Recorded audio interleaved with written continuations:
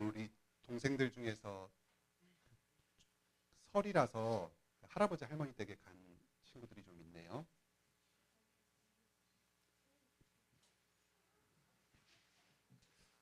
우리 어린이 여러분들은 이 관악교회가 누구 거라고 생각해요? 관악교회 주인이 누굴까요? 예, 몇 가지 틀린 답을 제가 얘기해 볼게요. 먼저 목사님 거다고 생각할 수 있어요. 유해신 목사님 거다. 목사님이 이 교회 대표자고, 그래서 이 우리 교회당도 목사님 이름으로 임대가 되었어요. 그리고 국세청이나 또 은행, 우리 교회 통장도 전부 목사님 이름으로 등록이 돼 있거든요. 하지만 그건 행정상 절차로 그렇게 이름을 올려놓은 거지 실제로 목사님이 교회 주인은 아니에요. 또 당회 거라고 생각할 수도 있어요. 당회라는 말 혹시 들어봤는지 모르겠어요. 목사님이랑 장로님들이 모여서 당회를 이루거든요. 거기서 회의를 해서 교회의 여러 중요한 결정들을 내려요. 그러니까 당회가 교회 주인이다, 이렇게 생각할 수도 있어요. 하지만 그렇지 않아요. 당회가 결정할 때 그 당회원들 마음대로 결정을 하는 게 아니에요. 말씀에 따라서, 하나님 뜻에 따라서 하나님을 대신해서 결정을 하는 거예요. 또 그 반대로 성도들이 이 교회의 주인이다, 이 관악교회는 성도들 거다, 이렇게 생각할 수도 있어요. 아까 준영이가 그렇게 이야기를 했는데요. 성도들이 교회 주인이다, 이렇게 말하면 좀 멋있게 느껴지기도 하는 것 같아요. 하지만 그것도 아니에요.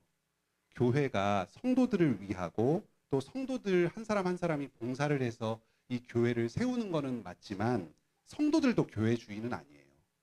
그러면 우리 관악교회 주인은 누굴까요? 아빠도 아니에요. 하나님이에요. 하나님이 교회의 주인이 되세요. 예수님께서 핏값을 주고 교회를 세우셨어요. 지금도 성령님께서 이 교회 가운데서 일하면서 계속해서 교회를 세우고 계세요. 우리 관악교회는 하나님 거예요.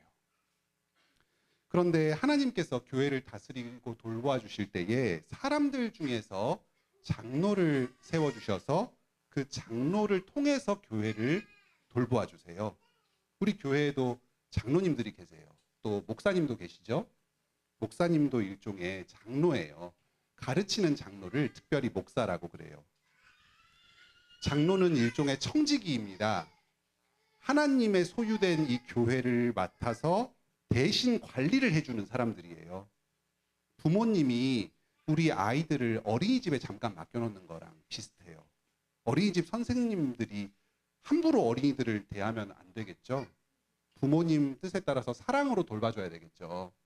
그리고 나중에 시간이 끝나면 집으로 잘 돌려보내줘야 되겠죠.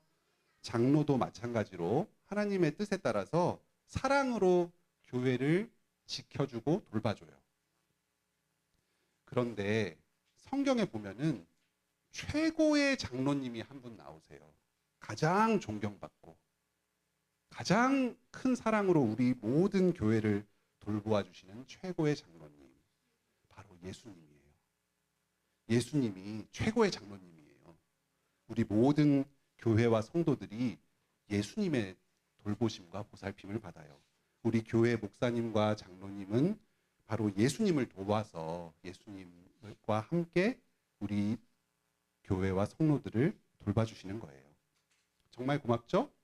목사님과 장로님 말씀 잘 들어야 되겠죠? 네. 앞으로도 우리 교회 목사님, 장로님들을 위해서 기도해 주세요. 그리고 또 나중에 여러분도 잘 자라서 좋은 목사님, 좋은 장로님이 되시고 또 목사 장로의 좋은 아내가 되시길 바랍니다. 예, 이제 들어가서 말씀을 들읍시다.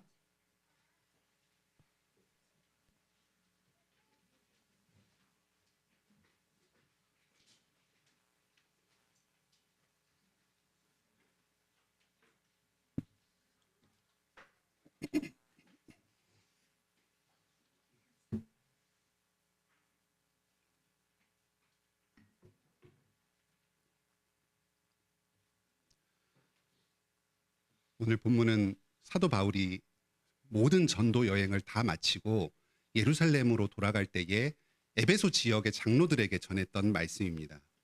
에베소 지역 장로들이 이제 바울 사도가 없는 상황에서 어떻게 목회를 감당해 나가야 하는지를 가르치고 있습니다. 오늘날로 치면 목사와 장로들에게 주시는 말씀입니다. 그런데 우리 성도님들 입장에서는 이 말씀을 들을 때 좀 막연하게 느껴지실 수도 있을 것 같습니다.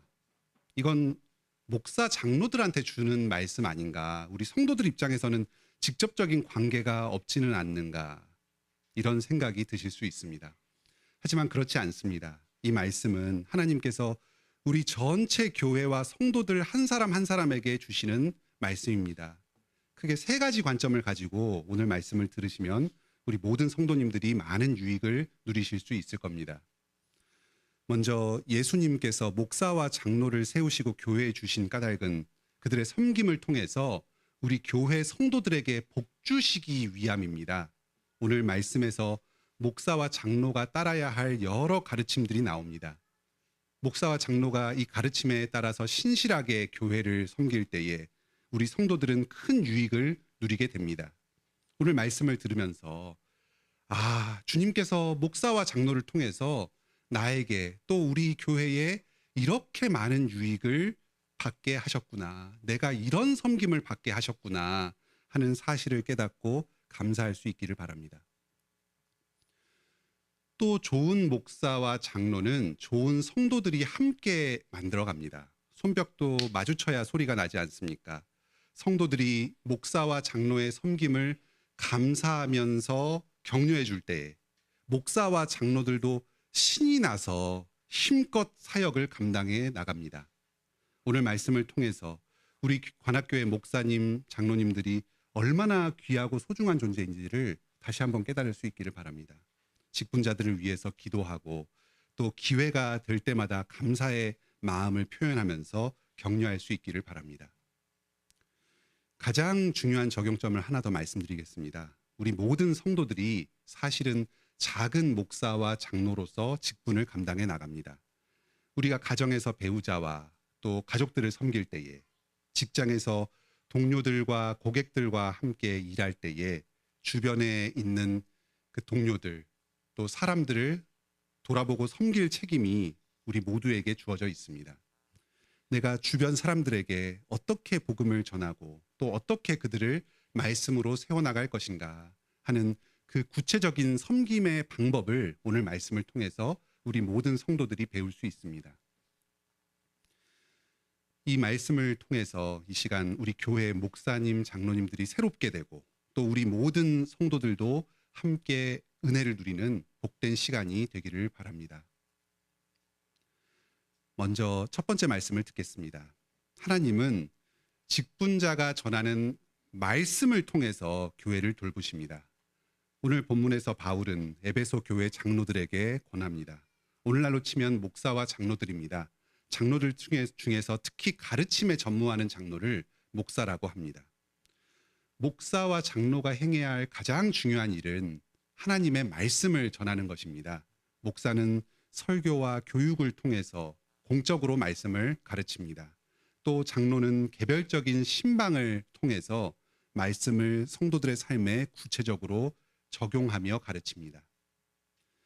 그런데 오늘 본문 27절에서 특히 강조하는 것은 하나님의 말씀을 의도적으로 취사 선택하거나 빠뜨리지 않고 모두 다 전하기에 힘썼다는 것입니다.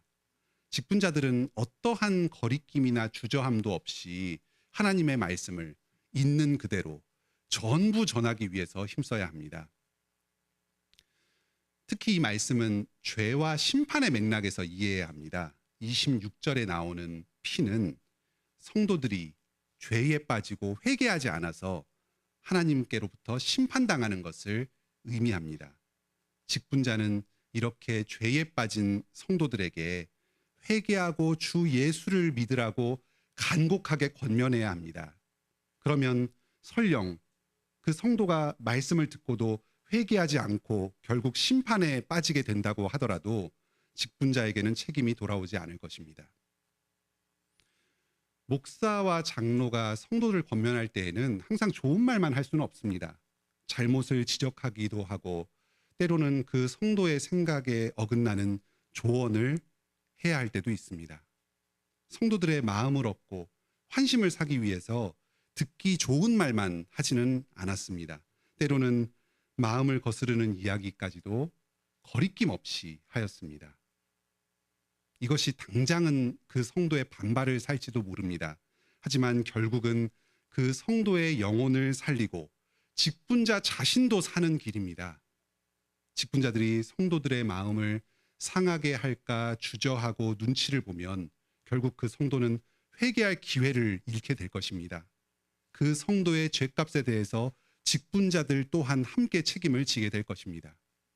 직분자는 자기가 섬기는 바로 그 성도들의 미움을 받을 용기와 담대함을 가지고 말씀을 전해야 합니다. 다음으로 직분자는 장소와 사람을 가리지 않고 한결같이 복음을 전해야 합니다. 20절의 사도는 공중 앞에서나 각 집에서나 복음을 전했습니다. 오늘날로 치면 교회의 설교 시간에 여러 사람들 앞에서도 복음을 전하였고 또 각 가정을 방문해서 소수의 사람을 대상으로 복음을 전하기도 하였습니다.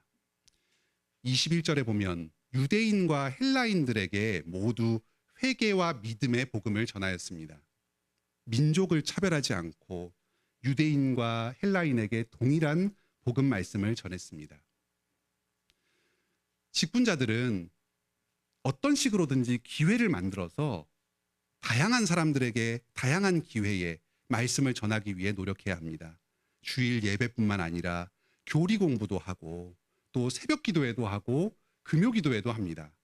시간이 되고 관심사가 비슷한 사람들끼리 책 모임도 하고 성경 공부 모임도 만들 수 있습니다. 혼인 준비 교육, 또 커플 성경 공부 이런 다양한 기회를 통해서 말씀을 전합니다. 자리가 마련되고 사람들이 요청할 때까지 기다리고 있는 게 아닙니다. 적극적으로 자리를 만들고 사람들을 모아서 말씀을 전해야 합니다.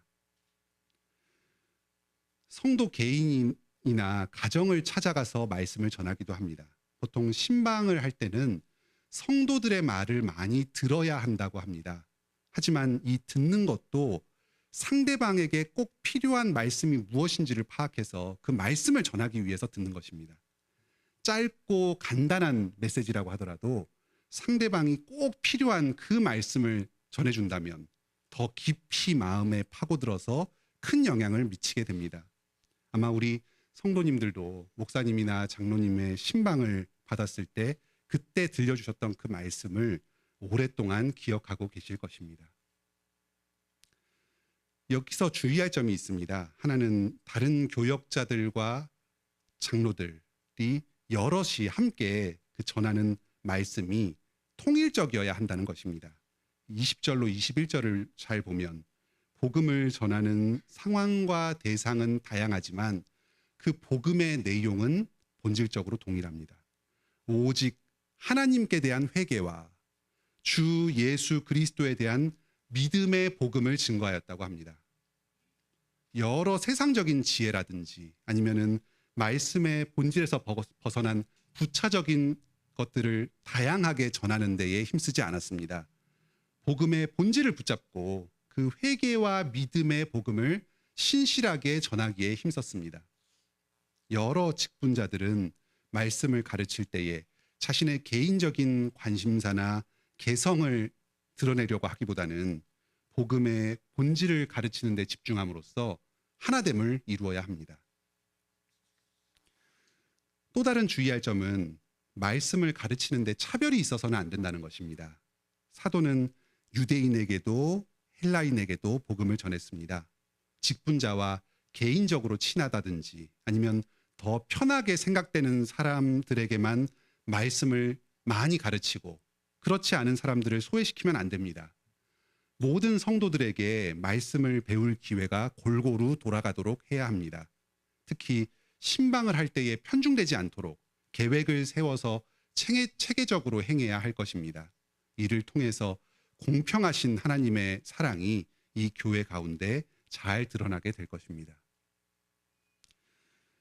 세 번째로 직분자들은 자기 자신을 드러내지 않고 말씀만을 증거해야 합니다.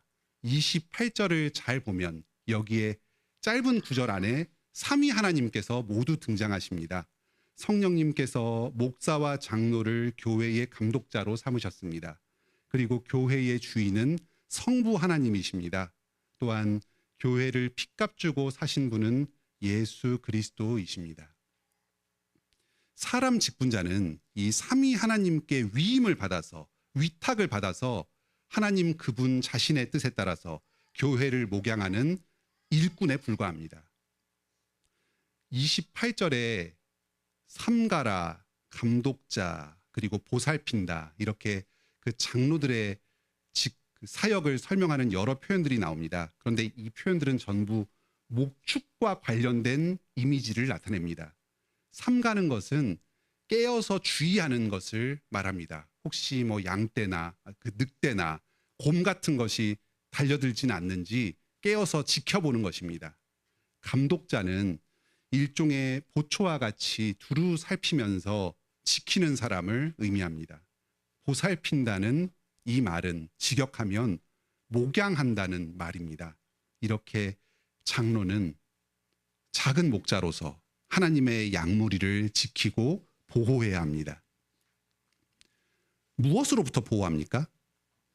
29절에 외부의 공격이 있습니다. 각종 이단 사상들과 세속적인 가치관들이 성도들의 영혼을 살아온 이리처럼 물어뜯으려고 호시탐탐 기회를 엿보고 있습니다. 이런 가치관들이 교회 안으로 들어오지 않도록, 성도들에게 영향을 미치지 않도록 지켜야 합니다. 혹시 성도들이 세속적 가치관에 영향을 받아서 주님 품을 떠나서 세상으로 끌려가고 있지는 않는가 세심하게 살피고 목양해야 합니다. 30절에서는 교회 안에도 위험이 있습니다. 복음을 왜곡하는 사람들이 일어날 것입니다. 전체적으로 보았을 때는 복음을 말하는 것 같은데 그 세부적인 뉘앙스를 조금 바꾼다든지 아니면 일부 내용을 생략해버릴 수 있습니다.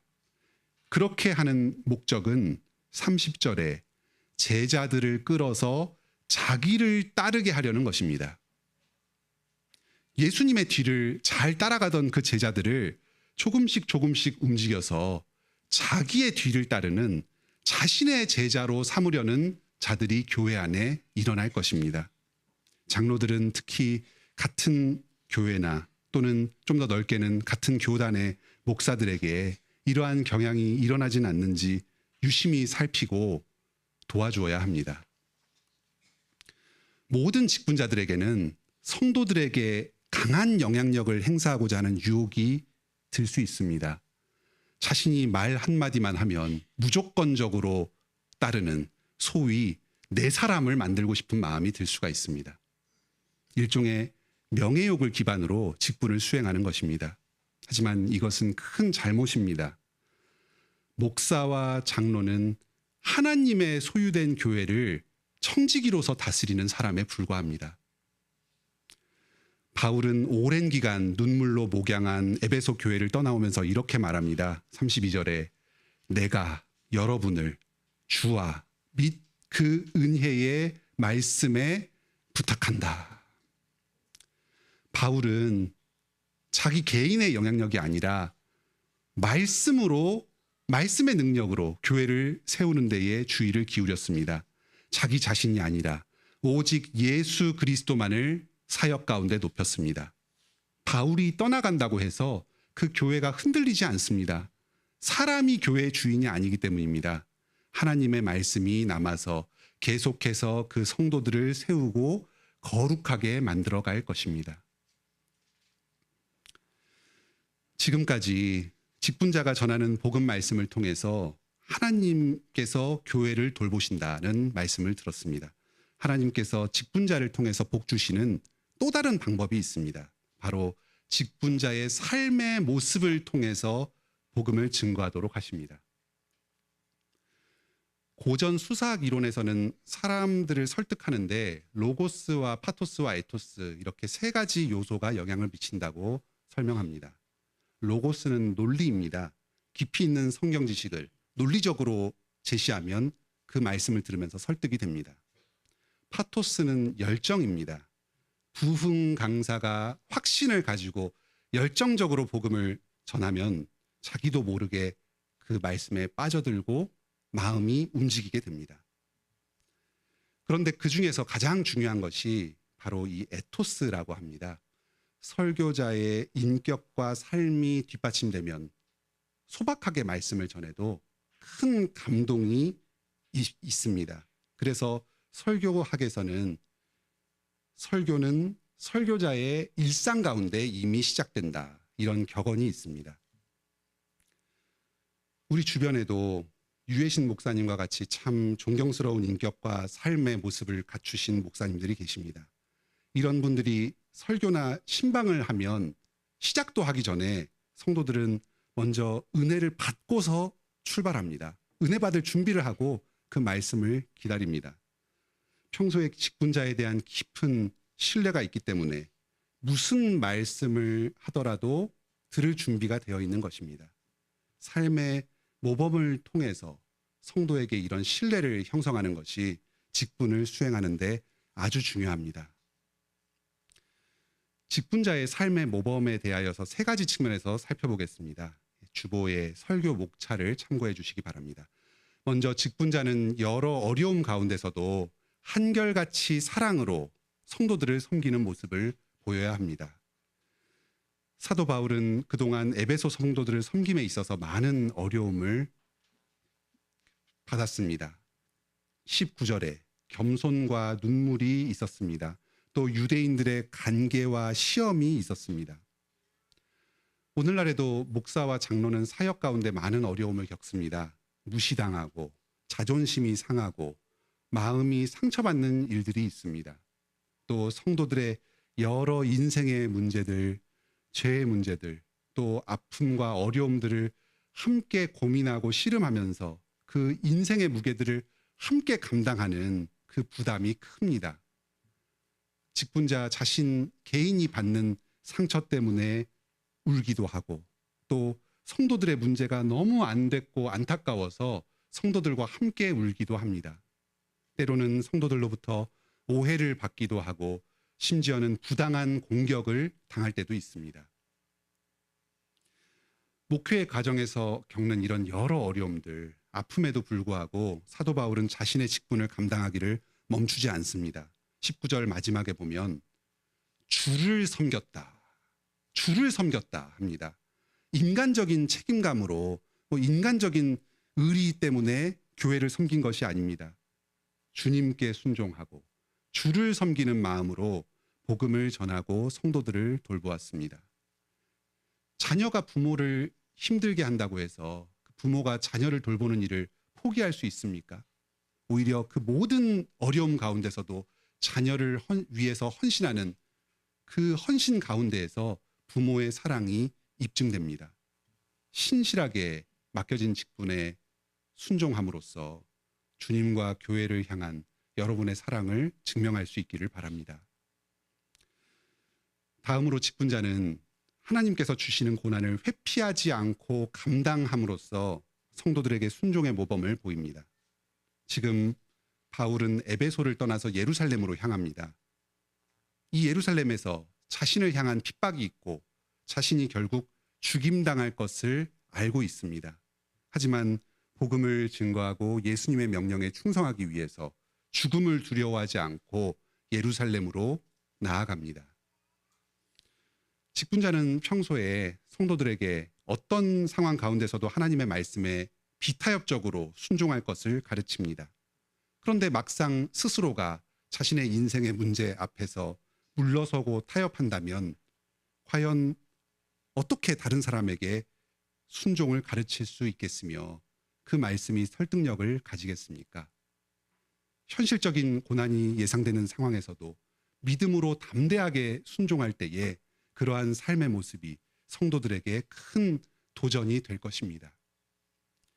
또한 이러한 고난을 기꺼이 감당하는 목사와 장로의 모습은 전도의 중요한 계기가 될 것입니다. 이 세상은 개인의 안위와 물질적 풍요가 유일하고 절대적인 삶의 선택의 기준이 됩니다. 하지만 직분자들이 세상의 논리와는 전혀 다른 빛과 소금의 삶으로 살아갈 때에 주님의 택하신 사람들이 복음에 관심을 가지게 될 것입니다. 직분자들이 무조건 고난을 찾아서 가야 하고 좋은 것들을 다 포기하고 힘든 삶을 살아야만 하는 것은 아닙니다. 고난 그 자체가 우리의 목적이 될 수는 없습니다. 24절에 하나님의 은혜의 복음을 증언하는 일을 마치려 하면은 입니다. 복음 전파의 사명을 감당하기 위해서, 자신에게 주어진 그 직분을 감당하기 위해서 주님께서 원하신다면 무엇이든 감당하겠다는 것입니다. 우리 교회의 직분자들과 또 모든 성도들이 이러한 순종의 본, 고난 가운데서 끝까지 순종하는 본을 보일 수 있기를 바랍니다. 셋째로, 직분자는 이익을 탐하지 않고 구제에 힘써야 합니다. 목사와 장로는 교회에서 무슨 경제적인 이익을 얻기 위해서 사역을 하는 것이 아닙니다. 오히려 자기가 가진 것을 다른 성도들을 위해서 베푸는 데에 힘써야 합니다. 33절을 보면 바울 사도는 사례에 연연해하지 않고 복음을 전하였습니다. 오히려 복음 전파의 그 바쁜 사역 가운데서도 스스로 일을 해서 자기 자신의 생계를 책임지고, 심지어는 주변에 있는 자기 동료들의 생계까지도 책임졌습니다. 이러한 모습은 당시 시대 상황과도 관련이 있습니다. 당시에는 여러 철학자들이 사설 학교를 세우거나 아니면은 부유층 가정에 입주를 해서 돈을 받고 지식을 전하는 것이 일반적이었습니다. 바울 사도는 당대의 교인들에게 자신들이 돈을 내고 이 복음의 가르침을 듣는 것이 아니라 하나님의 은혜로 말씀이 전파된다는 사실을 깨닫기를 원하였습니다. 그래서 당시의 그런 일반적인 풍조와는 다르게 그 풍조를 거슬러서 돈을 받지 않고 사역을 했습니다. 이후로 교회가 성장하면서 전임 사역자가 사례를 받는 것이 제도적으로 잘 정착이 되었습니다. 하지만 오늘날에도 교역자에게 제공되는 사례는 노동의 대가로 당연히 주어지는 것이 아닙니다. 하나님께서 은혜로 베풀어 주시는 것이라는 사실을 늘 마음속에 생각하면서 감사하는 마음으로 살아야 합니다. 뿐만 아니라 직분자들은 몸소 구제의 모범을 보여야 합니다. 헌금 생활을 충실히 하고 또 가난한 사람들을 위해서 베풀기를 힘써야 합니다. 칼빈의 기독교 강요 4권에 보면 초대교회에서는 교회의 모든 재산을 교역자의 사례와 가난한 성도들의 구제, 단 두 가지 목적으로 사용하는 것으로 이해했습니다. 목사가 과도한 사례를 받게 되면 이것은 곧 가난한 성도들에게 당연히 돌아가야 할 몫을 그만큼 빼앗는 것이다. 이런 식으로 이해했습니다. 이런 정신을 본받아서 지금까지 우리 교회에서는 여러 직분자들이 교회의 재정이 낭비되지 않도록 철저히 아껴서 구제에 힘써 왔습니다. 심지어는 사비를 털어서라도 가난한 사람들을 돕기 위해서 애써 왔습니다. 앞으로도 이런 전통이 계속해서 이어지고 또 우리 교회 모든 성도들이 구제에 힘쓸 수 있기를 바랍니다. 이런 말씀을 들으면 참 우리 성도들의 입장에서는 감사하고 위로가 됩니다. 하지만 한편으로는 어떻게 이런 일들을 우리가 감당할 수 있겠는가 부담스럽기도 합니다. 직분자들 입장에서는 특히 더 부담이 클 것 같습니다. 제가 지금 말씀을 전하면서 우리 장로님들, 집사님들, 또 심지어 우리 목사님과 전도사님, 또 목사 후보생 얼굴을 보니까 표정이 조금씩 굳어지는 게 느껴져서 긴장이 됩니다. 하지만 너무 부담스러워하지 마시기 바랍니다. 우리 구주 예수 그리스도께서 교회를 이끌고 인도하시는 참된 목사와 장로로 서 계시기 때문입니다. 우리는 다만 예수님의 뒤를 따라서 그분을 도와서 교회를 섬기는데 힘을 보탤 뿐입니다. 모든 책임은 예수님께서 다 지십니다. 또한 우리가 맡은 직분을 잘 수행할 수 있도록 지금도 힘과 능력을 공급하여 주십니다. 예수님께서는 나는 선한 목자다. 양들을 위해서 목숨을 버린다 말씀하셨습니다. 양무리를 돌보고 지키시는 참된 목자장은 바로 예수 그리스도이십니다. 그분께서 자기 목숨을 버리셔서 핏값 주고 우리 교회를 사셨습니다.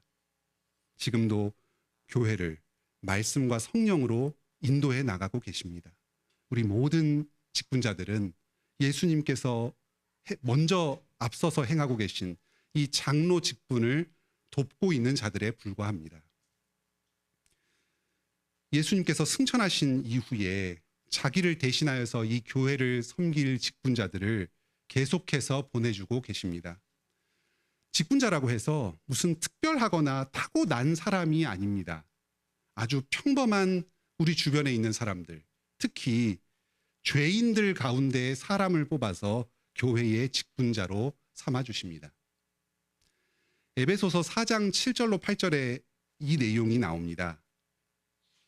세상에 속했던 하나님의 원수들을 포로로 사로잡아서 하늘로 올리셨습니다. 그리고 그 포로된 자들, 한때 하나님의 원수였고 죄인 되었던 그 사람, 하지만 지금은 하나님께 사로잡혀서 하늘에 속하게 된 그 사람들을 각 교회의 가장 적절한 대로, 가장 적절한 자들을 뽑아서 선물로 내려주십니다. 이 에베소서의 말씀은 우리에게 아주 중요한 교훈을 가르쳐 줍니다. 직분자들도 우리들 일반적인 성도들과 전혀 다를 바 없는 죄인에 불과합니다. 예수님께서 은혜로 용서해 주시고 깨끗게 하여 주셔서 도구로 사용해 주시는 것입니다. 때로 직분자가 부족한 모습을 보이고 실수할 때에 너무 놀라지 마시기 바랍니다. 어쩌면 당연한 것입니다. 여러분과 다를 바 없는 죄인 중에 한 사람에 불과합니다. 인내하고 격려해 주시기 바랍니다. 또한 우리 교회에 보내주신 이 직분자들은 우리 교회의 가장 적절한 사람으로 예수님께서 직접 뽑아서 보내주신 예수님의 선물들입니다. 경우에 따라선 아쉬움이 조금 느껴질 수도 있겠습니다. 하지만 예수님께서 내게 주신 선물, 우리 교회에 주신 선물로 알고 감사하면서 받읍시다. 이 세움받은 직분자 여러분들도 자기를 세워주신 그 예수 그리스도의 권위를 의지하여서 스스로 너무 자책하기보다는 자부심을 가지고 사역에 임하시길 바랍니다. 직분자들에게 희생과 봉사만이 요구되는 것은 아닙니다. 예수님께서는 이 직분자들에게 큰 상급을 약속하여 주셨습니다. 먼저 사역 가운데에 큰 기쁨을 누립니다. 빌립보서 2장 17절로 18절에서는 직분자들이 누리는 기쁨을 가르쳐 줍니다. 그것은 바로 내가 잘 되기보다 내가 사랑하고 섬기는 그 사람들이 잘 되는 기쁨입니다. 나의 이 무익한 수고로 말미암아서 우리 성도들이 죄에서 돌이키고 믿음에서 회복되고 삶이 바로 설 때에 이 직분자들은 큰 기쁨을 누리게 됩니다. 이것은 천국에 속한 기쁨입니다. 이 세상에서는 내가 잘 되고 내가 잘 먹고 잘 사는 것을 기뻐합니다. 하지만 직분자들은 내가 수고하는 이 수고로 말미암아 다른 사람들이 잘 되는 것을 가장 큰 기쁨으로 여깁니다. 마치 하늘에서 천군 천사들이 우리 성도들의 구원을 보고 찬송하면서 하나님께 영광을 돌리는 것과 같은 모습입니다. 직분자들은 자기를 계속해서 부인하면서 천상적인 존재로 변화되는 이 복을 누립니다. 또한 교회를 잘 섬긴 직분자들에게는 하늘의 영원한 상급이 약속되어 있습니다. 디모데후서 4장 7절로 8절에서 바울 사도는 이 에베소 교회의 후배 목사 디모데에게 장차 예비된 상급을 바라보면서 힘껏 목회를 하라고 격려합니다. 예수님과 함께 교회를 섬긴 직분자들은 장차 영원한 의의 면류관이 약속되어 있습니다. 그런데 더 감사한 것은 나에게뿐만 아니라 내가 사랑으로 섬긴 그 성도들에게도 의의 면류관이 함께 주어질 것이라는 사실입니다. 내게만 아니라 주의 나타나심을 사모하는 모든 자에게 도니라. 비록 이 세상에서는 때가 되었을 때 바울 사도가 에베소 교회를 떠나야만 했습니다. 우리 중에 어떤 사람도 자기가 맡은 그 사람을 영원히 책임질 수 있는 사람은 없습니다. 때로는 어떤 사정으로 말미암아, 때로는 건강의 문제로 말미암아 교회를 떠나야 할 수도 있습니다. 하지만 하나님께서 자신의 뒤를 이어서 계속해서 그 교회와 성도를 책임지시고 결국은 의의 면류관을 다 같이 누리게 하실 것입니다. 말씀을 맺겠습니다. 지금까지 하나님께서 직분자를 통해서 교회에 복 주신다는 말씀을 들었습니다. 직분자가 하나님의 말씀을 전하고 삶으로 모범을 보일 때에 이를 통해서 성도들이 말씀 가운데에 자라갑니다. 우리 모든 성도들이 직분자로서 각자의 맡은 자리에서 목사와 장로의 직무를 부분적으로 수행해 나갑니다.